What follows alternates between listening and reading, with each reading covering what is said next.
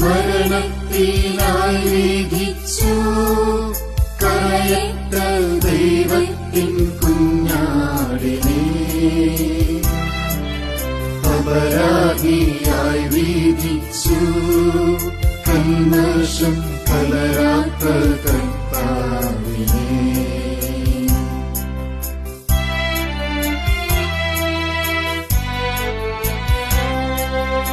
അറിയാത്ത കുറ്റങ്ങൾ നിരയായി ചുമത്തി പരിശുദ്ധനായ നിന്നിൽ